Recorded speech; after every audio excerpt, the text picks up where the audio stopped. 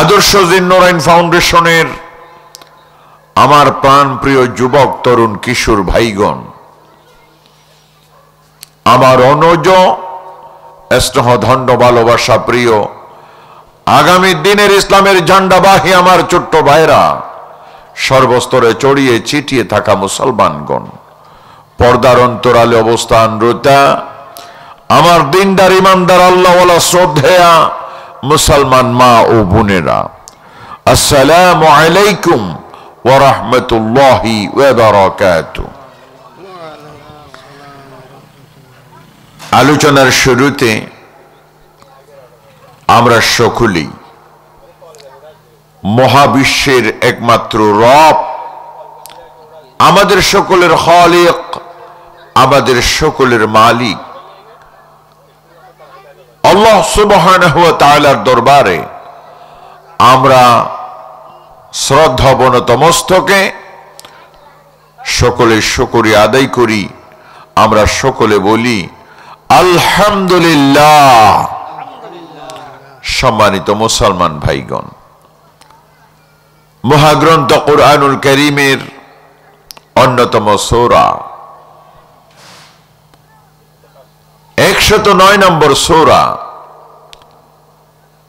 সূরাতুন নাসর আমি আপনাদের সামনে তেলাওয়াত করেছি। মাহফিল কর্তৃপক্ষ আমাকে সূরাতুন নাসরের উপরে বিশদ আলোচনা এবং তাফসীর পেশ করার জন্য নির্ধারণ করে দিয়েছেন, সুতরাং সেই সূরাটি আমি আপনাদের সামনে তেলাওয়াত করেছি। আল্লাহ তাআলা যদি তৌফিক দান করেন, আল্লাহ যদি তার এই অধম গোলামের উপরে রহমত নাজিল করেন, ইনশাআল্লাহ অল্প সময়ের ভিতরে যতটুকু সম্ভব এই সূরার উপরে আলোচনা চালিয়ে যাব ইনশাআল্লাহ। সম্মানিত ভাইগণ, সূরাতুন নাসর আপনাদের সামনেই তেলাওয়াত করলাম। এই সূরার প্রথম আয়াত, ইযা জাআ নাসরুল্লাহি ওয়াল ফাত।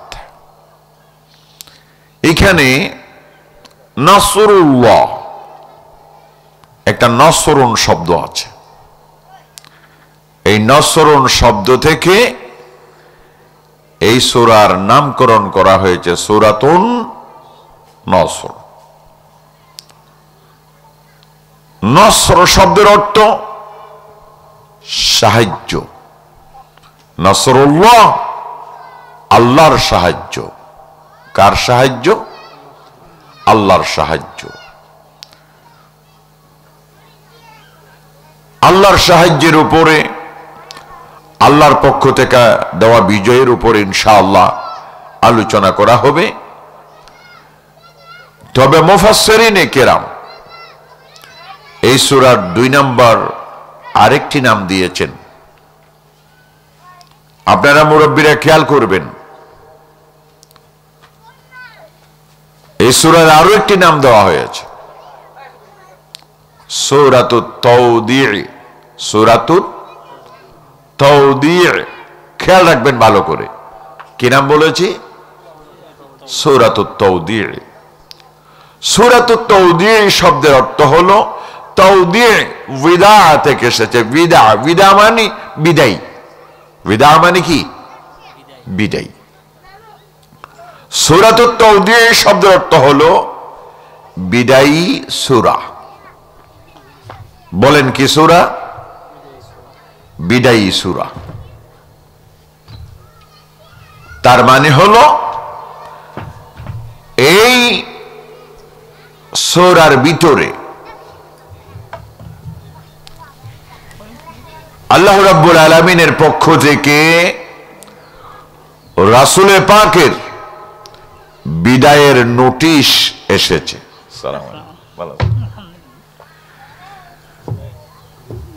এই সূরার ভিতরে রাসূল পাকের বিদায়ের নোটিশ আছে। কি আছে কন্যা? রসুল পাকের বিদায়ের নোটিশ আছে। তার মানে আল্লাহর রসুল দুনিয়ায় আর থাকবেন না, আমাদের ছেড়ে রসুল চলে যাবেন। এই কথা এই সূরার ভিতরে আছে। এই জন্য এই সূরার অপর নাম সূরাতুত তাওদিয়ে, বিদায়ী সূরা। কি সূরা? বিদায়ী সূরা। যদি আরো একটু ঘুরাই বলি, কোরআনুল কারীমের মোট সূরা কয়টি বলতে পারবেন না? 114। কত? 114। তার মাঝে সর্বপ্রথম পরিপূর্ণ যে সূরা রসুলের পাকের উপরে নাজিল হয়েছে, ওই সূরার নাম কি বলেন তো? সূরাতুল ফাতিহা। সূরাতুল ফাতিহা। ফাতিহা মানে হইল ভূমিকা, শুরু। কোরআনুল কারীমের 114 সূরার ভিতরে 1 নম্বর সূরা কি? সূরাতুল ফাতিহা। এটা হলো একেবারে 1 নাম্বার কি? 1। এরপরে 114 নম্বর সূরা হলো সূরাতুন নাসর। কথা বুঝতে পেরেছেন এখন? শুরু কোনটা? সূরাতুল ফাতিহা। শেষ কোনটা? সূরাতুন নাসর। ইযা জাআ নাসরুল্লাহি ওয়াল ফাত, যে সূরা তেলাওয়াত করলাম ওটা হলো শেষ সূরা। এই সূরার পরে আল্লাহর রসুলের কাছে আর কোন পরিপূর্ণ সূরা নাজিল হয় নাই। বুঝতে পেরেছেন? তাইলে এই সূরা হলো রসুল পাকের জীবনের শেষ সূরা। এই সূরা নাজিল হওয়ার 80 দিন অথবা 81 দিন, 80 দিন অথবা 81 দিন পরেই রাসূলুল্লাহ সাল্লাল্লাহু আলাইহি সাল্লাম দুনিয়া থেকে ইন্তেকাল করেন। আল্লাহ তাআলা তাকে আমাদের কাছ থেকে নিয়ে যান, আমাদেরকে চিরদিনের জন্য এতিম বানিয়ে আল্লাহর রসুল চলে গেলেন। ঠিক না? এই জন্য এই সূরার নাম হলো সূরাতুত তাওদিয়ে, বিদায়ী সূরা। আপনারা এখন বুঝতে পেরেছেন তো কেন বিদায়ী সূরা বলা হয়েছে? বুঝতে পেরেছেন তো? ক্লিয়ার? এরপর আসুন আমরা এই সূরার গুরুত্বের ব্যাপারে একটু কথা বলি। এই এই এই এই এই কে দেখো, বসে দেখো, চোপ, আঙ্গুল দাও।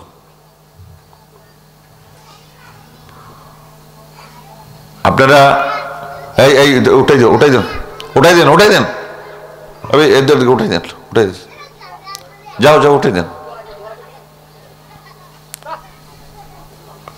একেবারে প্যান্ডেলের বাইরে।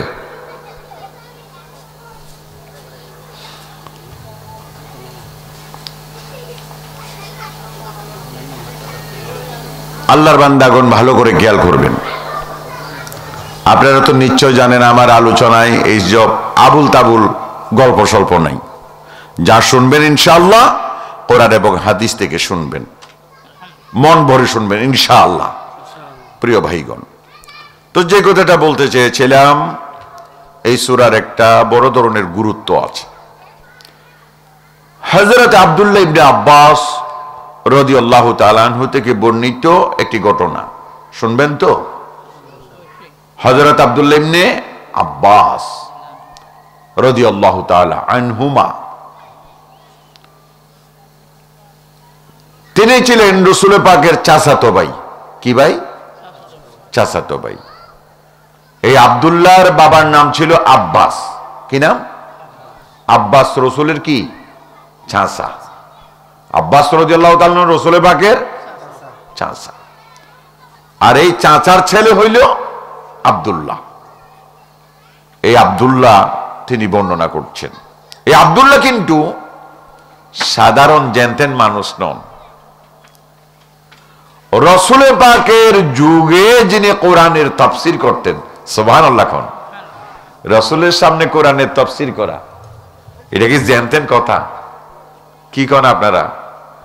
রসুলের সামনে কোরআনের তাফসীর করা, যে রসুলের উপরে কোরআন নাজিল হয়েছে আল্লাহর তরফ থেকে, সেই রসুলের সামনে একজন মানুষ কোরআনের তাফসীর করা, এটা কি জানতেন কথা?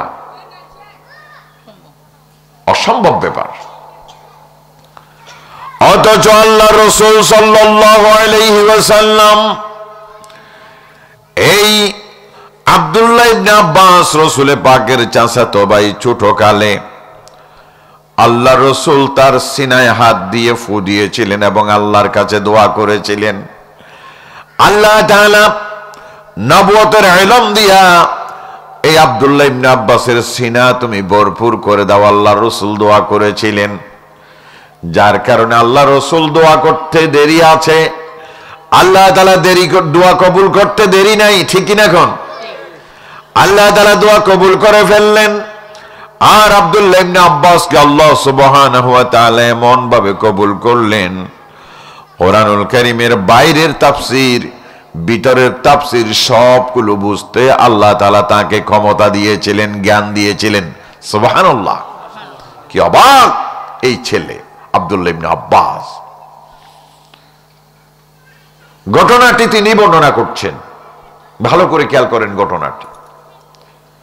একদিন রাসূল পাকের জবরদস্ত সাহাবী, জলিলুল কদর সাহাবী, মহা সম্মানিত সাহাবী, বলতে গেলে সাহাবাদের মাঝে 2 নম্বর সাহাবী। কয় নম্বর? 1 নম্বর কে? হযরতে আবু বকর রাদিয়াল্লাহু তাআলা আন। 2 নম্বর কে হবে? ওমর। এই ওমরের কথা বলতেছি, এই ওমরের কথা বলতেছি।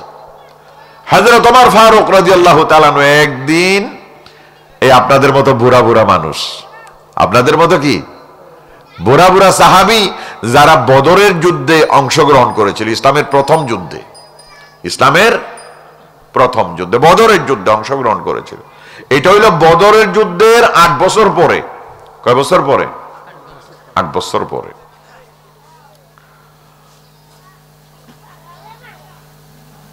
হযরত ওমর ফারুক একদিন এই বদরি সাহাবীদের নিয়ে এক সমাবেশ ডাকলেন, একটা মাহফিল আর কি, মাহফিল। এই যে এই ধরনের মাহফিল না, সমস্ত বদরি সাহাবীদের নিয়ে এভাবে মাহফিল ডাকলেন। এখানে কারা ছিল? সব বদরের যুদ্ধে যারা অংশগ্রহণ করেছিল বুড়া বুড়া সাহাবী, তারা। কোন ধরনের যুবক ছেলে ছিল না, অল্প বয়স্ক ছেলেও ছিল না, সব বুড়া বুড়া, আমার হুজুরদের মতো বুড়া বুড়া সাহাবী সব।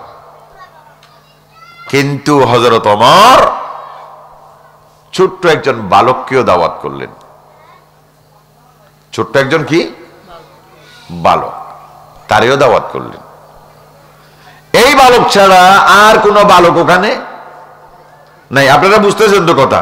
তাইলে একটু বড় করে জবাব দিবেন, নাইলে তো আমি তো মনে করতেছি আপনারা বুঝতেছেন কিনা। কি বোঝা যায়? তাইলে বড় করে জবাব দিবেন, পারবেন ইনশাআল্লাহ। এখন ছোট্ট বালক কয়টা? শুধু একটা। কি নাম? আব্দুল্লাহ ইবনে আব্বাস। আব্দুল্লাহ ইবনে রাসূল পাকের চাচাতো ভাই, এই আব্দুল্লাহ ইবনে আব্বাস একমাত্র ছোট্ট বালক। মাহফিল আয়োজন করলেন হযরত ওমর। মাহফিল আয়োজন করলেন হযরত ওমর রাদিয়াল্লাহু তাআলা আনহু। এখন বুড়া বুড়া সব সাহাবী কানে কানে ফিসফিসানি, কানে কানে ফিসফিসানি, ঘুষাঘুষি ঘুষাঘুষি কথাবার্তা বলতেছে। বলতেছে কি, আমাদের বুড়া মানুষদের মাহফিলে এই ছোট্ট বালক একটা হযরত ওমর কেন দাওয়াত করলেন? দেখতে একটু বেমানান লাগে না? বুড়া বুড়া মানুষ আরা বেগুন আসি, এটা গুড়া ফুয়া কি আল্লাহ দাওয়াত দিয়ে দেয়? আর এইলা গুড়া ফুয়া যদি দাওয়াত দিয়ে দেয়, এইলা ফোন আর ঘর তো ফুরাইয়া আছে, তো এইলা হইলো ফোন আর কোনো আইনা পাইতো না।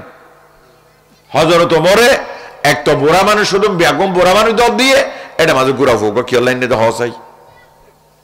ইনের জনের হানে হানে ফিসফিসার। অবশেষে এডোগুয়া শেষ পর্যন্ত তিয়াগি ওগুয়া হযরত আব্দুর রহমান ইবনে আউফ রাদিয়াল্লাহু তাআলা আনহু, রাসূল পাকের আরেক জলিলুল কদর সাহাবী। তিনি দাঁড়িয়ে গেলেন, ওমর আনে তারা বুড়া মানুষ বেগুন লইয়ারো দাজিয়া মাহফিল আয়োজন করছেন, এটা কোনো জোয়ান ফুয়াইনু আইতো নদন, গুড়া ফুয়াইনু আইতো নদন, কিন্তু এই গুড়া ফুয়াইবে কি আল্লাহ নন দেখা হন চাই, ইবা তো আর বুড়া হলোর মাহফিল যে আর তো গুড়া ফুয়াইবে নদের শুদ্ধ ডলার, আর তো গম নলার বুড়া মানুষের মাহফিলতকে গুড়া ফুক নয়। একজনের প্রতিবাদ করি ফেলে গিয়ে তো হজরত বড় হদ দে ওকে না, আই গুড়া ফুক গয়নি, ভুল করলেও গজি, শুদ্ধ করলেও গজি, গুড়া ফুয়াইবে কি আল্লাহ নি একখানা গই বাদে ঠার পাইবা, একখানা গই বাদে তার পাইবা, একখানা সবর করো না আইনলেন নিদি, একখানা সবর করো হতুম বাদে ঠার পাইবা।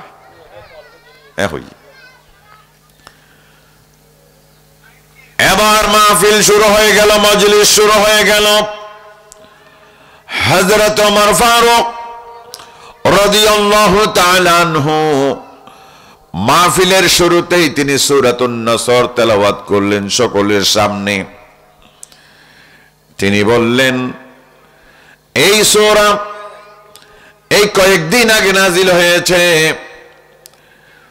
এই সূরার উপর আজ আলোচনা করার জন্য আমি মাহফিলের আয়োজন করেছি।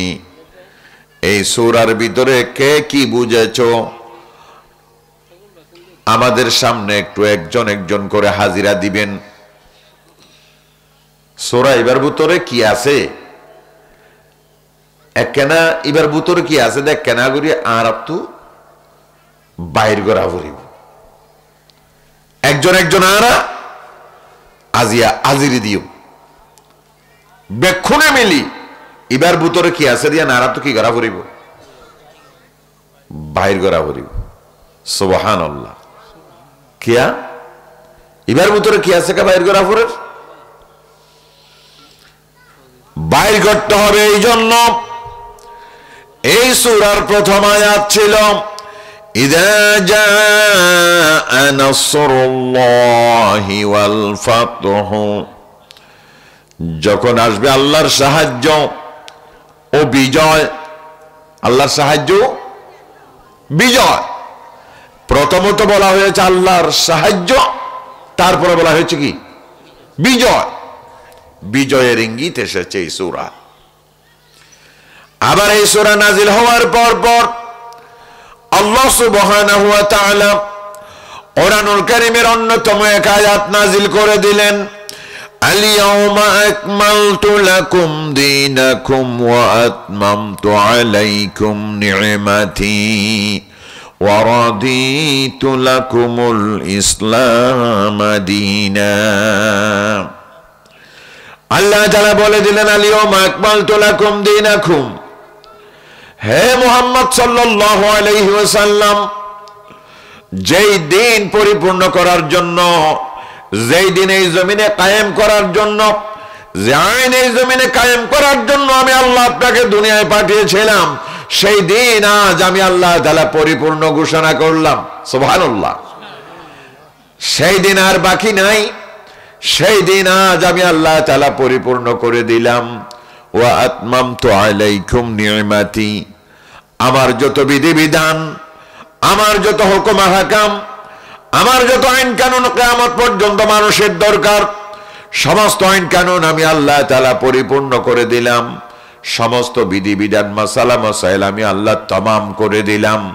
ওয়া রাদিতু লাকুমুল ইসলাম দীনা, আর আমি আল্লাহ ইসলামকে তোমাদের জীবন বিধান হিসেবে, তোমাদের সংবিধান হিসেবে আমি আল্লাহ বাছাই করে দিলাম। আল্লাহু আকবার। তিনটা কথা বলেছেন। একটা কথা কি আয়াতের ভিতরে, তোমাদের যে দিন, যে ধর্ম, যে ধর্মের জন্য ও মুহাম্মদ মক্কার জমিন থেকে মদিনায় হিজরত করেছো, যে ধর্ম কায়েম করার জন্য নিজের জন্মভূমি ছেড়ে, নিজের ঘর বাড়ি ছেড়ে, নিজের জায়গা সম্পত্তি ছেড়ে, নিজের দেশ ছেড়ে আজ মক্কা ছেড়ে তোমরা মদিনায় আশ্রয় গ্রহণ করেছো, যে দিন কায়েম করার জন্য, যেই দিনের পরিপূর্ণতার জন্য বদরের ময়দানে দমদান শহীদ হয়েছে, বদরের ময়দানে 14 জন সাহাবী শাহাদাত বরণ করেছেন। আর উহুদের ময়দানে যেই দিন পরিপূর্ণ করার জন্য 70 জন সাহাবী একে একে শহীদ হয়েছে। দন্দান মোবারক শহীদ হয়েছে কার? রাসূলের পাকের।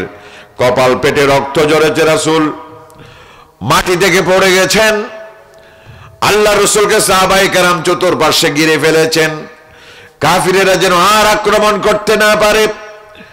এইভাবে খন্দকের যুদ্ধ, উহুদের যুদ্ধ, হুনাইনের যুদ্ধ, তাবুকের যুদ্ধ, নানা ধরনের যুদ্ধে আল্লাহর রাসূল এবং সাহাবায়ে কেরাম জীবনের পর জীবন দিয়ে শহীদ হয়েছে। যেই দিন কায়েমের জন্য, সেই দিন আজ আমি পরিপূর্ণ করে দিলাম। সেই দিন আজ আমি কি করে দিলাম? পরিপূর্ণ করে দিলাম। দিনটি ছিল বিদায় হজের দিন। কিসের দিন? বিদায় হজের দিন। রাসূল পাক সাল্লাল্লাহু আলাইহি ওয়াসাল্লামের জীবনের শেষ হজ এই বিদায় হজ। এই বিদায় হজে আরাফাতের ময়দানে সূরা নসরও নাজিল হয়, এই আয়াতও নাজিল হয়। তো এখানে আল্লাহ সুবহানাহু ওয়া তাআলা বিশ্ব নবীর সেই দিন আল্লাহ বললেন আমি পরিপূর্ণ করে দিলাম। সুবহানাল্লাহ। আর যত আইন কানুন, মাসালা মাসাইল, যত ফতোয়া, যত বিধিবিধান মানব জাতির জন্য কিয়ামত পর্যন্ত দরকার, সমস্ত আইন কানুন, বিধি বিধান, মাসালা মাসাইল আমি কোরআনের ভিতরে তামাম করে দিলাম, পরিপূর্ণ করে দিলাম। সুবহানাল্লাহ। তারপরে কি বললেন? তোমাদের জীবন চলার জন্য, দুনিয়ায় শান্তি, আখিরাতে নাজাত লাভের জন্য আমি আল্লাহ তাআলা ইসলামকে তোমাদের জন্য বাছাই করে দিলাম। সুবহানাল্লাহ। এই দুনিয়ার মানুষ আজ শান্তি চায় নাকি অশান্তি চায়? শান্তি চায়। আচ্ছা আপনারা বলেন তো, গায়ে যদি জ্বর উঠে, সর্দি হয়, ব্যথা বেদনা হয়, প্যারাসিটামল খাইতে হবে, ঠিক না? ঠিক না? এখন প্যারাসিটামল না খাইয়া আপনি যদি জেসুকুইন খান, জেসুকুইন হলো ম্যালেরিয়ার ট্যাবলেট, ঠিক আছে না?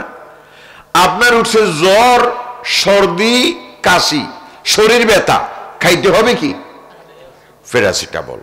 এখন আপনি যদি প্যারাসিটামল বদলে জেসুকুইন খান, আপনার অসুখ ভালো হবে?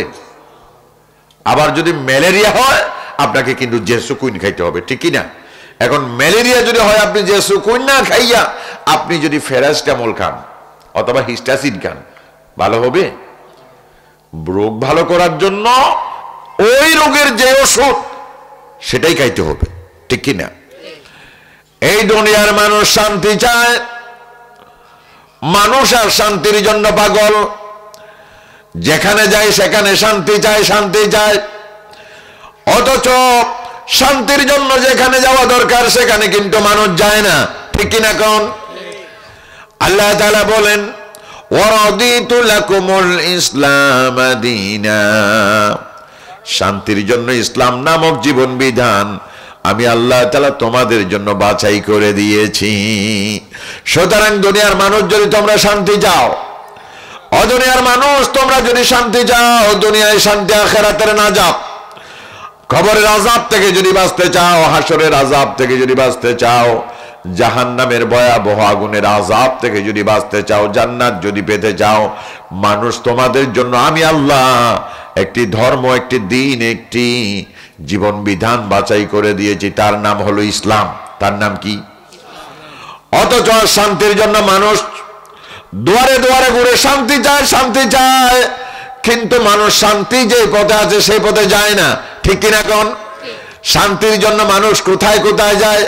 শান্তির জন্য মানুষ একবার শেখ মুজিবের দুয়ারে যায়, শান্তির জন্য মানুষ আর একবার জিয়াউর রহমানের দুয়ারে যায়, ঠিক কিনা? কোন শান্তির জন্য মানুষ একবার এরশাদের দুয়ারে যায়, ঠিক কিনা? কোন মানুষ শান্তির জন্য বারবার বারবার আমাদের নেতাদের কাছে যায়, অথচ আমাদের নেতারা যে সংবিধান আমাদের জন্য বাছাই করেছে, এই সংবিধান কখনো মানব জাতিকে শান্তি দিতে পারবে না, ঠিক কিনা? কোন অথচ আমার আল্লাহ বলেছেন আমি আল্লাহ তাআলা মানুষ তৈরি করেছি, আমি আল্লাহ তাআলা আসমান তৈরি করলাম, জমিন তৈরি করলাম, আর মানুষের জন্য আমি চাঁদ দিলাম, সূর্য দিলাম, বাতাস দিলাম, পানি দিলাম, মাটি দিলাম, মাছ দিলাম, সবকিছু আমি আল্লাহ দিতে পারি, সবকিছু আমি আল্লাহ পরিচালনা করি শুধু মানুষের শান্তির জন্য।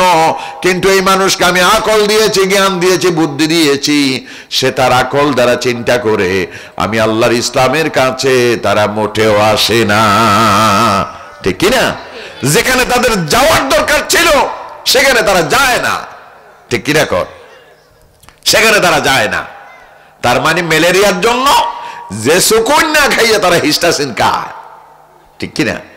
যে সুকুন না খাইয়া হিস্টাসিন খাইলে সারা জনম খাইতে পারবে, ম্যালেরিয়া সারবে? কি বলেন, সারবে? শান্তির জন্য জিয়াউর রহমানের কাছে যাও, শান্তির জন্য শেখ মুজিবের কাছে যাও, শান্তির জন্য এরশাদের কাছে যাও, তারা যে মতবাদ আমাদের তৈরি করে দিয়েছে ওই মতবাদের কাছে যাও। দুনিয়ার মানুষ কখনো শান্তি পাবেন না। শান্তির জন্য আল্লাহ যেটা বাছাই করে দিয়েছে সেই পথে আমাদের যেতে হবে, সেখানেই আমাদের পৌঁছতে হবে, ঠিক কিনা গো? আর আমার আল্লাহ বলেন ওয়ারাদিতু লাকুমুল ইসলাম দীনা, আমি আল্লাহ তাআলা ইসলাম তোমাদের জন্য বাছাই করে দিয়েছি। সুতরাং ইসলামের কাছে যাও, শান্তি তোমরা সেখানে খুঁজে পাবে। আমার ভাইগণ, অনেকে মনে মনে ধারণা এগুলো গতানুগতিক কথা। মৌলানা সাহেবরা সবগুলো রাজনীতি করে করে আমাদের ভেজাল পথ দেখায়। মানুষের ভিতরে এই জাতীয় একটা ধারণা আছে নাকি নাই? ও আল্লাহর বান্দা, আপনি আল্লাহর বান্দা, আমি আল্লাহর বান্দা, আমি আপনাকে খারাপ পথ দেখানোর জন্য পৃথিবীতে আসিনি। আমি নায়েবে রাসূল, রাসূল পাকের ওয়ারিস। আল্লাহ রাসূল যদি জীবিত থাকতেন, আল্লাহ রাসূল যেই পথে ডাকতেন, আলেম ওলামা আপনাদেরকে সেই পথে ডাকতেছে, ঠিক কিনা কোন? আলেম ওলামা আপনাদেরকে জাহান্নাম থেকে বাঁচাতে চায়, আর আপনি যাচ্ছেন বারবার শয়তানের পথে, জাহান্নামের পথে, ঠিক কিনা? আজ আল্লাহর পথ বাদ দিয়ে আপনি মানব রচিত মতবাদ, আমাদের নেতাদের রচিত সংবিধানের পথে আপনি দৌড়তেছেন। আমি আপনাকে গ্যারান্টি দেব, কিয়ামত পর্যন্ত দৌড়তে পারেন, শান্তি কিন্তু খুঁজে পাবেন না। কারণ আল্লাহ পাকের আইন, সেখানেই মানব জাতির জন্য রয়েছে শান্তি, ঠিক কিনা কোন? আল্লাহর আইনের বাইরে কোনো শান্তি। ওয়া গরু গরু সরাই ফেরিব না কি? হ্যাঁ, গরুর ভিতর ডর বলদ গরু আছে, এইটা হদ দাজিয়া আর হতা মোতাবেক চলিবি দিয়ে গরুয়ের সাং আছে বেগুনের হদ দে আর হতা মোতাবেক চলিবি দিয়ে তোমার সর্দার ন বুঝন।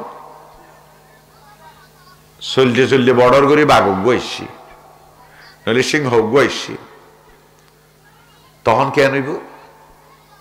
ইতারা বেগুন হইব যে তরাইন মোতাবেক চলতে চলতে আর রাজ্যে কি ভাইয়ে বাঘে ভাইয়ে সিংহ হয়ে ভাইয়ে নাকি? ন গরুর আইনে গরু চলি পারিব না। হ্যাঁ, মক্কা মানুষ নলাইব, গরু চড়াই বললা কি লাইব? মানুষ লাইব। বাঘে বাঘ চড়াই না পারে, গরুয়ে গরু চড়াই না পারে, কুঁড়ে কুঁ চড়াই না পারে, পারে না? হন অনরব ভাবে মানুষ মানুষ মানুষের আইন দিয়ে মানুষ চলতে পারে না। মানুষের আইনে মানুষ কখনো শান্তি পাবে না। মানুষ যদি শান্তি পেতে চায়, মানুষকে যেতে হবে কার কাছে?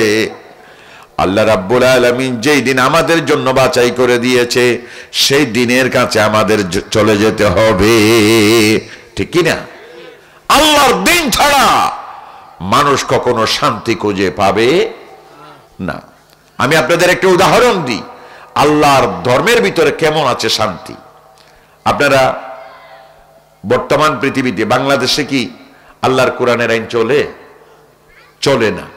সংসদে চলে, ইউনিয়ন পরিষদে চলে, ম্যাজিস্ট্রেট অফিসে চলে, ডিসি অফিসে চলে, কোথাও চলে না। কিন্তু বাংলাদেশের এখনো কিছু জায়গায় আল্লাহর কোরআন চলে। সেই জায়গাগুলো কি কন্ত? মসজিদ। কি বলেন না? মসজিদ। এই মসজিদ গুলো, বাইতুল্লাহ মসজিদ গুলো আল্লাহর ঘর। আপনি যখন মসজিদের ভিতরে কদম রাখবেন, মসজিদের এরিয়ার ভিতরে যখন ঢুকবেন, সাথে সাথে আপনি বলবেন আল্লাহুম্মা ইফতাহ লি আবওয়াবা রাহমাতিকা। আল্লাহ, তোমার ঘরে ঢুকতেছি, তোমার রহমতের দরজা আমার জন্য খুলে দাও। এই মসজিদের ভিতরে যখন ঢুকবেন, তখন আইন চলে কার? নাকি আমাদের নেতাদের কোনো আইন সেই মসজিদের ভিতরে চলে? তখন চলে কার আইন? নিয়ত বাঁধবো আল্লাহ যেভাবে শিখিয়েছেন সেভাবে, রাসূল যেভাবে শিখিয়েছেন সেভাবে আমরা নিয়ত বাঁধবো, সেভাবে আমরা রুকু দেব, সেভাবে আমরা সিজদা দেব। এই মসজিদের ভিতরে কোনো মারামারি কখনো কি দেখেছেন? কি দেখেছেন? মসজিদের ভিতরে নাই কোনো মারামারি, নাই কোনো হানাহানি, নাই কোনো ধনী গরিবের ভেদাভেদ, উঁচু-নিচুর ভেদাভেদ, রাজা প্রজার ভেদাভেদ আছে নাকি? মসজিদে নিয়ত বেঁধেছেন আল্লাহু আকবার, রুকু করেছেন, সিজদা দিয়েছেন, 4 রাকাত নামাজ আদায় করেছেন। ইমাম সাহেব সালাম ফিরালেন, আপনিও সালাম ফিরালেন, আসসালামু আলাইকুম ওয়া রাহমাতুল্লাহ, আসসালামু আলাইকুম ওয়া রাহমাতুল্লাহ, এইভাবে সালাম ফিরালেন। বাঁয়ে দেখা যায় যার বিরুদ্ধে 10 বছর ধরে মামলা চলে, আপনার দুশমন, সে কিন্তু আপনার পাশে আপনার গার সাথে গা লাগিয়ে বসে আছে। ঠিক কিনা কোন? আপনি কি মারতে পেরেছেন? এটা কি দিছেন আপনি? এই বেটা দুশ্মন তল্লা বলে আজ কেস করছি যে 10 বছর, শালার ফুর শালা, তুই আড্ডা হতো বিশ্বাস বলি ওই মারে দিয়ে রহনো মারে দিবে যে কেন না পারে? অথচ তার বাইরে ফাইলে এনে ফরে ফরে বড়াই দৌড়ি ইয়ানসাই দৌড়ি এ দূর টেলিফোন করে পুলিশ আনি কথা দিব, দিব না দিব? কিন্তু এটা ফাইয়ে হন দিবে যে না, পুলিশ খবর দিয়ে নে ইবা মারি দিবে যে না পারে কা? ওই মসজিদের ভিতরে কার আইন চলে? কোন মসজিদের ভিতরে? আল্লাহর আইন চলে, যার কারণে এখানে নাই মারামারি, নাই হানাহানি। এখানে যদি মানুষের আইন চলতো সাথে সাথে মারামারি লেগে যেত, হানাহানি লেগে যেত। অথচ এখানে আইন চলে কার? যার কারণে মানুষ মারামারি করতে পারে না, হানাহানি করতে পারে না। যেখানে চেয়ারম্যান দাঁড়ায় সেখানে পথের একজন ভিক্ষুক দাঁড়ায়। ঠিক কিনা কোন? প্রেসিডেন্ট শাহাবুদ্দিন চুপ্পু দাঁড়াইছে কোথায়? নামাজে। নামাজে দাঁড়াইছে শাহাবুদ্দিন, প্রেসিডেন্ট চুপ্পু দাঁড়াইছে। প্রধান উপদেষ্টা ডক্টর ইউনূস দাঁড়াইছে নামাজে। পাশে একজন পথের পাগলা পাগল, সে গিয়েও দাঁড়াইছে। আল্লাহু আকবার। ডক্টর ইউনূস এভাবে গুসা মেরে পাগলটা রেখে দৌড়াই দিতে পারবে? ক্ষমতা আছে? এবারে পাগলা, তুই জানোস না আমি এদেশের প্রেসিডেন্ট, আমি এদেশের কি প্রধান উপদেষ্টা, তুই জানোস না আমার পাশে দাঁড়ানোর অধিকার কে তোরে দিয়েছে? এই কথা বলার ক্ষমতা আছে? দাঁড়ানোর ক্ষমতা কে দিয়েছে? আল্লাহু আকবার। সেখানে রাজা প্রজা কোন ভেদাভেদ আছে? উঁচু নিচু ভেদাভেদ আছে? লাল কালো ভেদাভেদ আছে? ধনী গরিবের ভেদাভেদ আছে? কারণ সেখানে কার আইন চলে? আমার ভাইগণ, আল্লাহর আইন চলে মসজিদের ভিতরে। ঠিক কিনা কোন? যে মসজিদের ভিতরে আল্লাহর আইন চলে সেই কারণে ওই মসজিদের ভিতরে নাই কোনো মারামারি, নাই কোনো হানাহানি, নাই কোনো ধরাধরি, নাই কোনো রক্তারক্তি, নাই কোনো উঁচু নিচু, ধনী গরিব, রাজা প্রজা বেশ কম আছে নাকি? সবগুলো সমান। এই জন্য আমার আল্লাহ বলেন, আমি আল্লাহ যে কোরআন তোমার জন্য বাছাই করে দিয়েছি, আমি আল্লাহ যে ইসলাম তোমার জন্য বাছাই করে দিয়েছি, এই ইসলাম যদি বাংলাদেশের সংসদে পৌঁছানো যেত, বাংলাদেশের আইন, গণভবন, সংসদ ভবন, ইউনিয়ন পরিষদ, DC office, OC office, magistrate office, আদালত, সবগুলো যদি আল্লাহর কোরআনের আইন দিয়া চলতো, মসজিদের ভিতর নাই যেমন ভেদাভেদ, মসজিদের বাইরেও কোনো জায়গায় এভাবে ভেদাভেদ থাকতো না। ঠিক কিনা কোন? কার কথা? আল্লাহর কথা। অথচ আমরা শান্তির জন্য কোথায় কোথায় দৌড়ি, আমাদের নেতারা কেতারা কি কি বানাই গেছে এগুলোর জন্য আমরা দৌড়ি। ঠিক না? দৌড়তে হবে কোথায়? কোরআনের পিছে পিছে, আল্লাহর আইনের পিছে পিছে দৌড়া দরকার ছিল। ঠিক কিনা? তাহলে শান্তির জন্য আমরা ম্যালেরিয়ার জন্য হিস্টাসিন তালাশ করতেছি, জেসুকুইন তালাশ না করে কি করতেছি? হিস্টাসিন তালাশ করতেছি। কিয়ামত পর্যন্ত ম্যালেরিয়া ভালো হবে না। শান্তির জন্য আমরা নেতাদের পেছনে পেছনে দৌড়ছি, অথচ এই নেতারা মানুষকে যদি শান্তি দিতে পারত তাদেরকে মানুষ মেরে ফেলতো না।